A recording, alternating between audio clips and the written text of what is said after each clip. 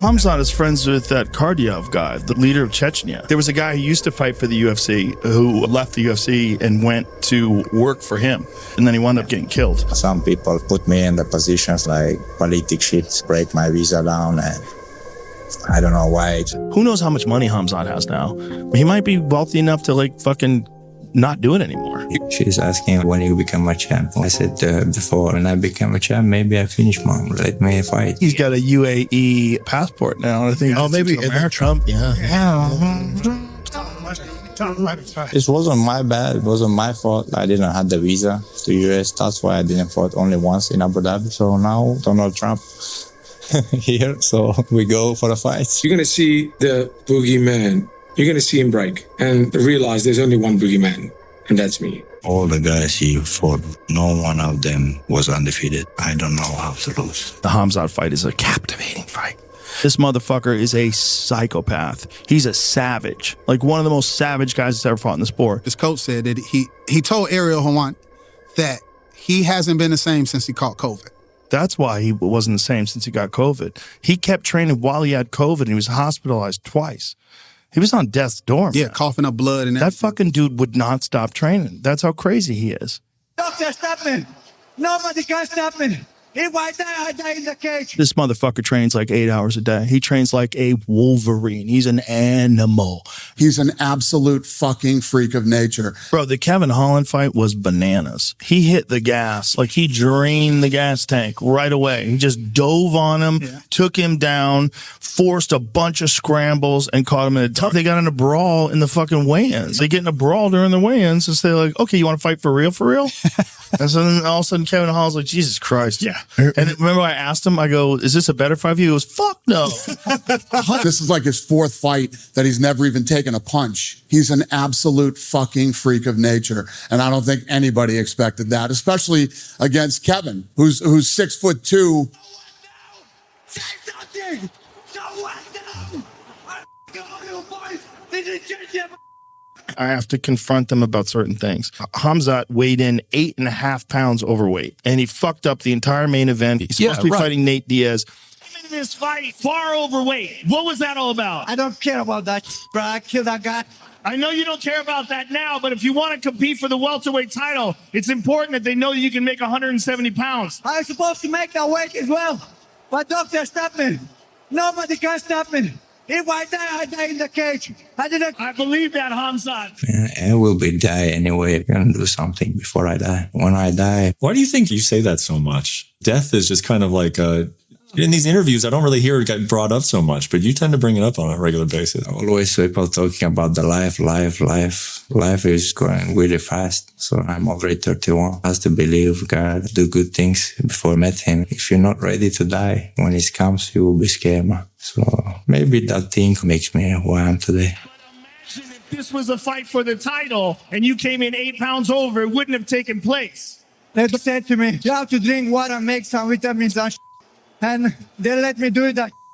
I knew that night I'm gonna fight that guy. So the doctor told you to stop cutting the weight, but you believe you still could have made it? Yes. I killed everybody. I love that dude. Maybe the only one. That crowd was... I fucking love him to death. Khamzat ragdolls people and talks shit while he's doing it. He picked up Li Jingliang and carried him to Dana White while he was talking shit. Khamzat is a special fighter. From the first time I saw him fight, I knew this guy was going to be special. Look at this. He picks up Li Jingliang and he carries him over to Dana White, drops him down, and while he was doing it, he was talking shit to Dana. So he carries Li Jingliang over to Dana White. It's like, I fucking kill everyone. He's holding him up in the air, talking to Dana White. I kill everyone. You know what's killing regular people right now? These fucking streaming services. iWatchMax.com. I'm about to show you how to escape. My neighbor pays $83 for YouTube TV. Yesterday, he asked me how I watch everything. iWatchMax.com. $12.50 a month. He thought I was lying. This streaming war where every show, every game scattered everywhere to make you pay more. iWatchMax has everything. Every NFL, NBA, UFC, boxing, PPV, latest movies, new shows, all your local channels. YouTube TV started at $35. Now it's $83. Your show gets canceled on Netflix. Suddenly it's on Max. NFL fans need 7 different services just for football. iWatchMax.com. No blackouts, no juggling passwords, no surprise PPV charges. One login. Scan the QR code on your screen right now or type iWatchMax.com in your browser. 67,000 people already figured this out. My neighbor just became 67,001. Before you even decide to fuck him up, you're holding him up in the air, talking shit. That's how good that guy is. He's so good. Khamzat Chimaev is a fucking terrifying human being. What did you think about Khamzat missing weight so badly? Henry Cejudo, you see his theory? What is He it? said that he feel like he's training too much. That's why he's having a hard time with the weight cut. And he said his body is not reacting to the weight cut. The problem was Khamzat overtrained for every fight, and he would always come into fights worn out. He went to Sam Calavitta, and that guy is a legend, man. They're monitoring his actual recovery. They're making sure they're doing everything scientifically. Calavitta's his background is in cycling. Nobody knows more about cardio than cyclers because it's all cardio, the whole thing. Yeah. So they know how to recover, and they know like what's your threshold, like where you should be. Using real science to do it. This is the first time he's ever been through a camp like this, where he's coming in fresh, where he's not overtrained. I'm making more money than other champs does. I seen the money. I seen the good life. I seen the crazy cars. I went through that. Khamzat Chimaev, they were claiming that he did a pump and dump.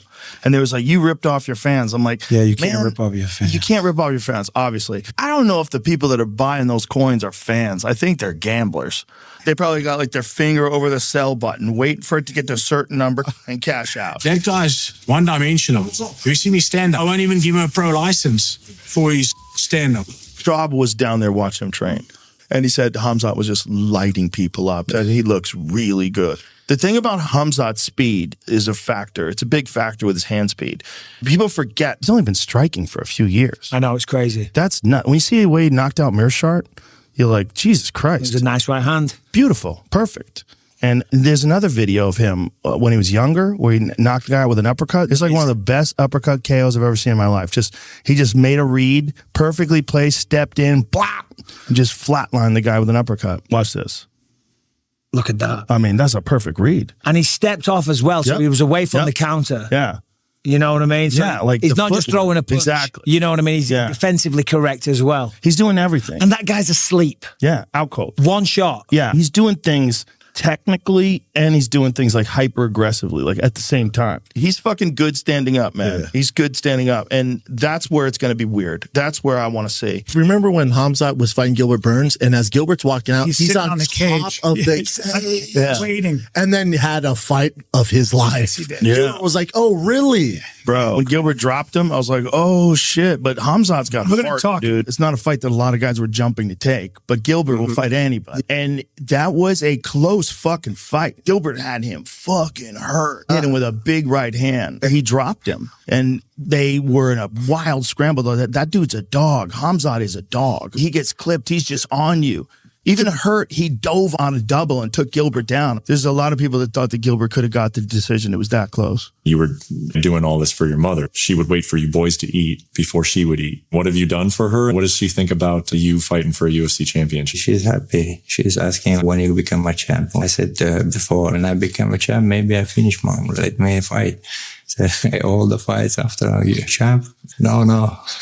She comfortable now. She knows I'm fighting. Before, she was always crying. Why are you doing that? Why? She's good. She sometimes live in my village. Sometimes go in Sweden. Sometimes go in the mountains. Has a house over there as well. Different place, different apartments. Moscow, Dubai, Abu Dhabi. She has a good life. Those Chechens, man, they're some fierce fucking human beings. If someone's willing to do the shit that Putin's already done, I heard some stories about Yeah. that as well, which That's I'm not going to go into. it's a hard place. It's Yeah. a very hard place. Apparently, Yeah. there's a lot of craziness going on there. Yeah, I don't follow too much of what's going on in that world. I do know that it's a war-torn place. And when I saw the documentary, somebody put out a small piece, like a 20-minute one on Khamzat and his past and interviewing him and talking about his childhood. And that's how you make a person like that. No, that's it. He comes from a tough place. From a tough place, you're going to create tough men. And look at him. The guy's Yeah. an absolute animal. It's And that's why he trains so hard. She's going to be like, you're the champion, so now you can be done. That's what she's going to ask. She always asks, can you stop with that? She knows I'm going to fight anyway.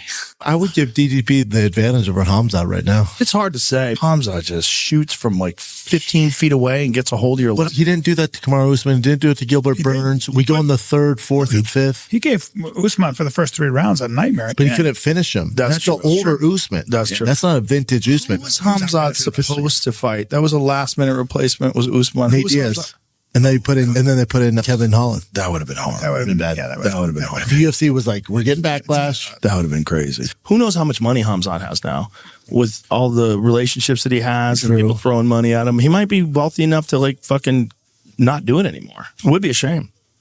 But what kills a fighter more than money? Nothing. Nothing. Comfort. Well, Nico alluded to the fact that he's always partying, like hanging out all the time.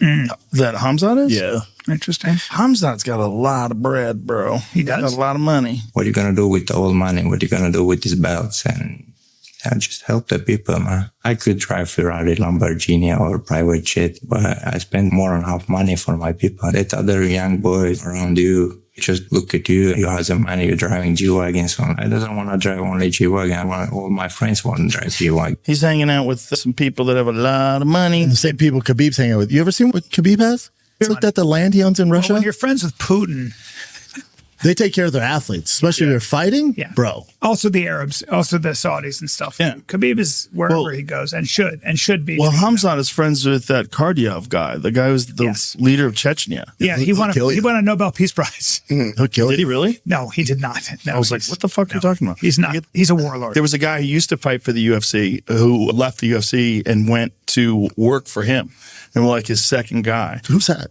Some dude, and then he wound up getting killed. Kadyrov. I forget the guy's name. Yeah, he fell out, and then Kadyrov's father was blown to smithereens, and I believe he witnessed his father. Do you think they're arguing about pronouns? Kadyrov had a ceremony because he was sanctioned more than any other leader by all the Western European countries in America, and he was given an award for being basically the biggest asshole. He threw himself the award. He was awarded. He's got a UAE passport now. And I think maybe America. Trump. Yeah. Yeah, I think he gets to America now. The White House card next year. Bro, look at my face. I don't think so. They let me come over there, bro. I mean, wow. It's just, bro, I don't know. I will be happy if they give me a fight there, but I don't think so. Because Du Plessis makes everybody look stupid. It looks weird. It's hard for me to give it up to him. I don't know why. Look, I give it up to the guy. Yes, it is awkward, but that's on purpose. Whatever it is, it works. It works. When he hits you and he getting hit by a car. That's really interesting. That's something you do on purpose? 100%. You know, it's awkward to the people because it's something that they've never seen. How do you defend that? If you just throw your strikes like everybody else, you're going to find a striker that's going to be able to figure that out. They've seen it a million times in their gyms, in fights. I thought Robert Whittaker was going to give him problems with that style. I really did. I thought Robert Whittaker with his leaping in style, and he's like very light on his feet, fast as shit.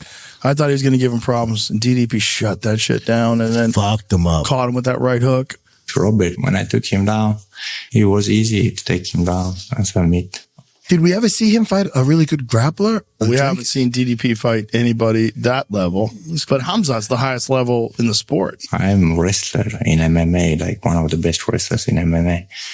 We scrambled a little bit after 1 minute. I recognized this guy is not that good, like people talking about. He couldn't stop the takedowns from Olympic wrestling guys, this, that. We don't want to try to get away from his wrestling. We want to him up in his game. You can't think that you're going to beat my guy coming with one thing, and that's wrestling. Does he have the confidence to go for it and possibly empty the gas tank and get the finish? And if he doesn't, how fucked is he? Can he sprint for 5 rounds? Because we know DDP can. I think they're 5 rounds. People see me, a crazy guy, just going all in. He gonna guess out for first round. If I know I can finish you first round, I go for that. If I feels like he's gonna finish you second round, I just go in and feel the guy, and then I go all in. Fight my brother for my title if I have to. So this I would try to kill him, I promise you that.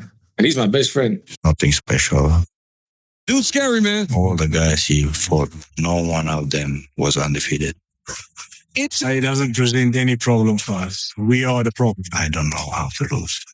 He's the fucking boogeyman that might never come. You're going to see the boogeyman. you're going to see him break. You're going to see him break in there and realize there's only one boogeyman, and that's me. It's Adesanya who is already lost. Sean Strickland, he don't know how to fight. So he says he has to come to the cage and fight. People watching me, oh, Khamzat bad this, he is hype. How many years I've been in UFC, still people say he's hype. I beat a world champion. They said, like, I'm preparing for the war. Why should you prepare for the war? If you want to win, you have to prepare for a kill. To destroy the guy. He can say whatever he wants. But he has to deal with my hands. I don't know how to lose.